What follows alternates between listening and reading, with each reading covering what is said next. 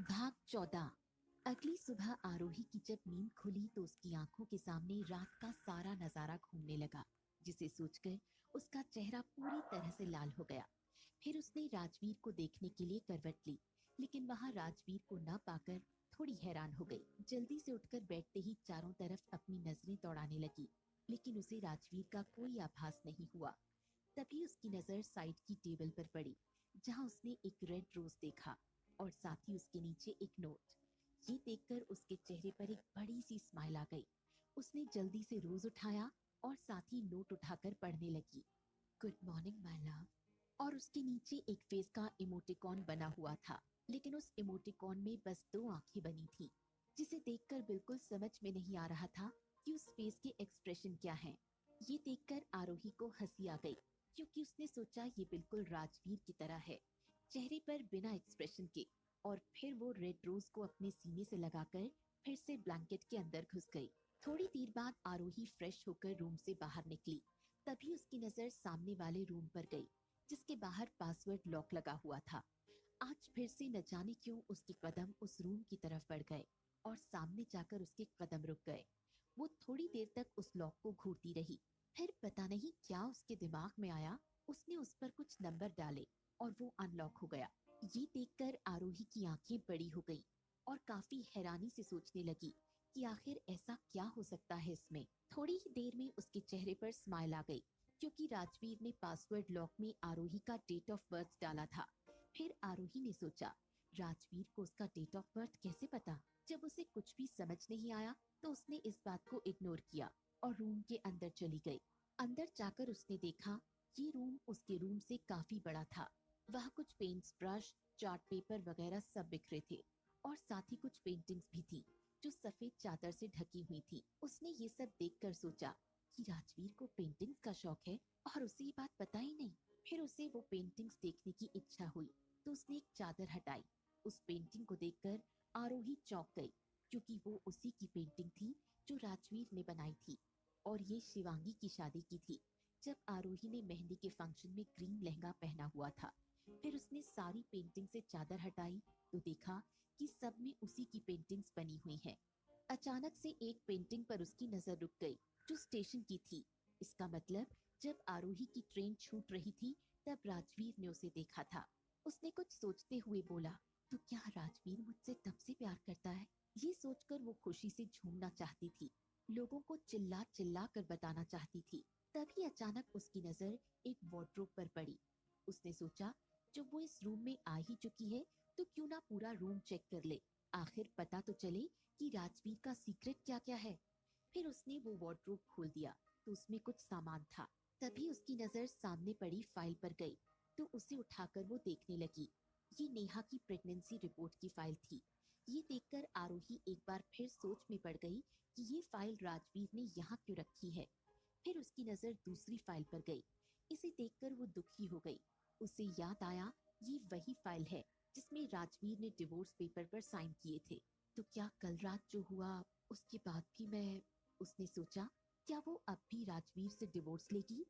इतना सोचते हुए वो अपने कांपते हाथों से उठाकर वो फाइल पढ़ने लगी। उस फाइल को देखकर उसे काफी आश्चर्य हुआ, क्योंकि राजवीर ने डिवोर्स पेपर पर साइन नहीं किए थे, बल्कि ये वो पेपर था जिसमें राजवीर ने आरोही को सिंघानिया ग्रुप में 50% का पार्टनर बनाया था। इसका मतलब सिंघानिया ग्रुप अब इकलौता राजवीर का नहीं था, बल्कि राजवीर और आरोही अब बराबर के पार्टनर थे। ये देखकर आरोही की आंखें नम हो गई। वो समझ गई थी कि राजवीर उससे कितना प्यार करता है। अपनी मेहनत के 50% उसने आरोही के नाम कर दिए। फिर उसने देखा उस पर राजवीर ने साइन किए थे और साथ ही सिंघानिया ग्रुप के डायरेक्टर मिस्टर सिंघानिया यानी उसके पापा के भी साइन थे। ये देखकर आरोही शॉक हो गई। अब उसे अपने ऊपर काफी गुस्सा आ रहा था कि उसने राजवीर से जब डिवोर्स की बात की होगी तो उसे कैसा लगा होगा। और ये सब सुनने के बाद भी राजवीर ने उसे पार्टनर बनाया। वो क्यों नहीं उसकी फीलिंग्स को समझ पाई। वो ये सब सोच ही रही थी कि तभी उसकी नजर एक और फाइल पर पड़ी। उसने उसे देखा, ये तो वही फाइल है जिसके फ्रंट पेज पर उसके बचपन की फोटो थी और नीचे आरोही व्यास लिखा हुआ था। उसे याद आया कि राजवीर के आ जाने से वो ये फाइल नहीं देख पाई थी। उसने जैसे ही फाइल खोली तो देखा उसमें उसका बायोडेटा था। उसके बाद धीरे धीरे सारे पन्ने पलटती गई। जैसे जैसे वो पन्ने पलटती गई, उसके चेहरे के भाव भी बदलने लगे। इस फाइल को पढ़कर उसके पैरों तले जमीन खिसक चुकी थी। पूरी फाइल पढ़ने के बाद उसके चेहरे पर गुस्सा और गम दोनों के एक्सप्रेशन साथ थे। अब उसे धीरे धीरे शिवांगी और गौरव की सारी प्लानिंग समझ में आने लगी। उसने तुरंत प्रिया और अदिति को एक ग्रुप मैसेज किया और कुछ इन्फॉर्मेशन निकालने के लिए बोला। इसके बाद उसने उस रूम को ठीक वैसे ही किया जैसे उसके आने से पहले था, और उसके बाद वो घर से बाहर निकल आई। बाहर निकलने से पहले ही ज्योति ने रोक कर पूछा, मैडम जी, आप कहीं बाहर जा रही हैं? नाश्ता बन गया है। ज्योति आगे कुछ कहती, तभी आरोही ने बोला, सॉरी ज्योति, मुझे कुछ अर्जेंट काम है, मुझे जाना होगा। इतना कहकर वो विला से बाहर निकल आई और उसके पीछे ज्योति सोचने लगी, आज मैडम दुखी लग रही थी। क्या बात है, कहीं साहब जी ने तो कुछ नहीं कहा। अपनी इस उधेड़बुन में वो वापस किचन में चली गई। जब आरोही रास्ते में थी, तभी उसका फोन रिंग हुआ। उसने देखा उसकी स्क्रीन पर राजवीर का नाम फ्लैश हो रहा था। उसकी फोन पिक करते ही राजवीर ने बोला, मिसेस, कहाँ हो तुम? मैं तुम्हें लेने आया था और तुम यहाँ से गायब हो। इतना सुनकर आरोही बोली, सॉरी राजवीर, मुझे थोड़ा अर्जेंट काम था, मैं तुम्हें ऑफिस में मिलती हूँ। ओके, ठीक है आरोही। इधर आरोही प्रिया और अदिति से मिली तो उन्हें शिवांगी की सारी प्लानिंग बताई कि वो ऐसा क्यों कर रही है। ये सुनकर उन दोनों की आंखें बड़ी हो गई और मुंह खुला का खुला रह गया। वो दोनों आरोही को एकटक देखे जा रही थी। उन दोनों को इस हालत में देखकर आरोही उन्हें वापस होश में लाते हुए बोली, हमें ये तो पता चल गया कि शिवांगी ऐसा क्यों कर रही है, लेकिन अभी ये नहीं पता चला कि आगे क्या करने वाली है। ये सुनकर अदिति बोल पड़ी, तूने बोला था ना, तो मैंने किसी से बात की है, थोड़ी देर में मुझे पूरी इन्फॉर्मेशन लाकर दे देगा वो। हाँ, लेकिन ये बात सच है कि शिवांगी इसके लिए क्या करने वाली है, ये हमें अभी तक नहीं पता। अभी ये तीनों होश में आई ही थी कि इन तीनों के अचानक से होश उड़ गए। यहाँ तक कि इन तीनों को अपने पैरों तले जमीन खिसकती नजर आ रही थी। वो तीनों कैफे में बैठकर बातें कर रही थी कि अब तक शिवांगी ऐसा क्यों कर रही है। उसका रीजन तो मिल गया, लेकिन अब आगे क्या करेगी, इसके लिए उन लोगों को अभी तक कुछ पता नहीं चल रहा था। वो तीनों बात ही कर रही थी, तभी कैफे में रखे टीवी पर व्यास एंटरप्राइजेस से जुड़ी कुछ न्यूज आने लगी, जिसे देखकर उन तीनों के होश उड़ गए। तभी कुछ सोचते हुए आरोही बोली, ओह, तो ये है शिवांगी का प्लान। आरोही की बात सुनकर दोनों हैरानी से आरोही की तरफ देखने लगी। उन्होंने देखा कि आरोही मुस्कुरा रही है। दोनों ने आरोही की तरफ घूर कर देखा तो आरोही ने मुस्कुराते हुए कहा, शिवांगी का प्लान पहले कुछ और था, लेकिन अब वो अपना प्लान चेंज करके मुझे बर्बाद करना चाहती है।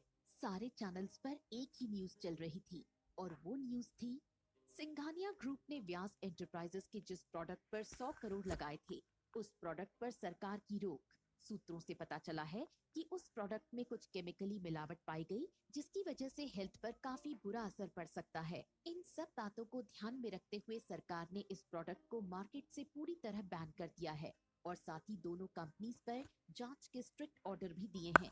अब देखना ये है कि इस मिलावट में किसकी जालसाजी है, लेकिन फिलहाल ये तय है कि सिंघानिया ग्रुप के 100 करोड़ पूरी तरीके से डूब चुके हैं। ये पहली बार है कि सिंघानिया ग्रुप की कोई डील घाटे का सौदा साबित हुई। ये न्यूज देखकर तीनों के होश उड़ गए थे। उन तीनों के साथ साथ जो भी ये न्यूज देख और सुन रहा था, सबके होश उड़ चुके थे। चलो फिर आगे देखते हैं क्या होता है। ये बोलकर आरोही खड़ी हुई और साथ ही वो दोनों भी निकल गईं। सिंघानिया ग्रुप पहुंचकर आरोही अपने केबिन में न जाकर राजवीर के केबिन की तरफ बढ़ गई। अंदर देखा तो राजवीर सोफे पर बैठकर टीवी पर अभी चलने वाली न्यूज देख रहा था। आरोही भी उसके पास जाकर बैठ गई और उसके कंधे पर अपना सर रखकर आंखें बंद कर ली। राजवीर ने उसकी तरफ देखे बिना ही पूछा, मिसेस, अब आगे क्या करना है? आरोही ने उसके कंधे से अपना सर हटाया और एक नजर राजवीर को देखा, फिर उसके कंधे पर सर रखकर आंखें बंद कर ली और बोली, हबी, मुझे नींद आ रही है, प्लीज सोने दो। राजवीर अपने लिए हबी सुनकर मुस्कुरा दिया। तभी आरोही वैसे ही आंखें बंद किए ही बोली, हबी, आपके 100 करोड़ डूब गए तो अब मैं हमेशा आपके पास ही रहूंगी। उसकी ये बात सुनकर राजवीर उसे अपने और करीब खींचकर बोला, वो तो मैं वैसे भी नहीं जाने देता। आरोही उसकी तरफ देखते हुए मुस्कुराकर बोली, राजवीर, आपको आपको सब पता था पहले से ही ना। हाँ, लेकिन मैं चाहता था कि इसे आप खुद हैंडल करो। अगर आपसे ना होता तो मैं।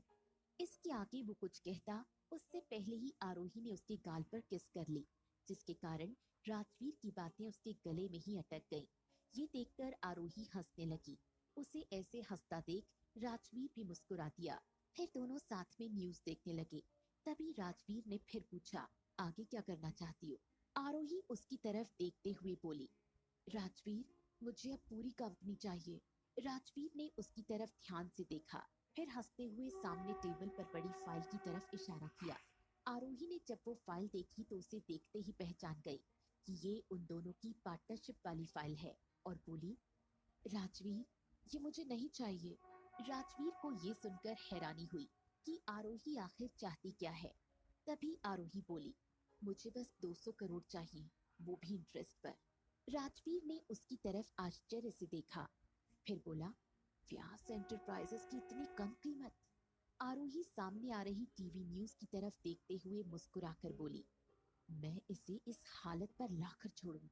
ये सुनकर राजवीर भी मुस्कुरा दिया और फिर असिस्टेंट माधव को कॉल करके बोला, मैंने जो बोला था, सिंघानिया ग्रुप की तरफ से वो स्टेटमेंट जारी कर दो और उसकी एक कॉपी इन्वेस्टिगेशन ऑफिस भी भेज दो। ओके सर, आपने जैसा बोला है वो हो जाएगा। ये सुनकर आरोही एकटक राजवीर को देखते हुए बोली, तुम्हें कैसे पता कि मैं क्या चाहती हूँ? राजवीर ने उसे अपनी तरफ खींचते हुए बोला, मिसेस, तुम्हारे दिमाग में क्या क्या चलता है वो मुझे सब पता चल जाता है, जैसे अभी तुम क्या चाह रही हो। इतना कहते हुए उसने आरोही को करीब लाकर किस करते हुए उसे गोद में उठा लिया और अपने केबिन से अटैच्ड मास्टर बेडरूम में ले जाकर लेटा दिया, जहां दोनों इंटेंसली प्यार करते हुए एक दूसरे की बाहों में खो गए। इधर ये न्यूज देखकर शिवांगी काफी खुश हो रही थी। तभी किसी ने उसके गाल पर एक जोरदार थप्पड़ लगा दिया। ये थप्पड़ इतना तेज था कि शिवांगी गुस्से से गुर्रा उठी। जब उसने देखा कि ये थप्पड़ उसके पापा रामजी व्यास ने मारा है, तो वो अवाक रह गई। दिमाग खराब हो गया तुम्हारा? क्या सोचकर ऐसा कदम उठाया? हम लोग रोड पर आ जाएंगे। कुछ आइडिया भी है क्या कर दिया तुमने? शिवांगी थप्पड़ के दर्द से बौखलाई हुई थी। वो भी गुस्से में बोली, तो क्या करती मैं? उसे सब ले जाने देती? कभी ना कभी तो उसे पता चलता कि ये सब प्रॉपर्टी उसकी है, तो क्या वो देती? हाँ, शरीफ है वो थोड़ी, तो कुछ खर्च भीख में दे देती। जो हाल उसके माँ बाप का हुआ था, वही हाल उसका होता। पीछे से मीरा जी व्यास आते हुए बोली,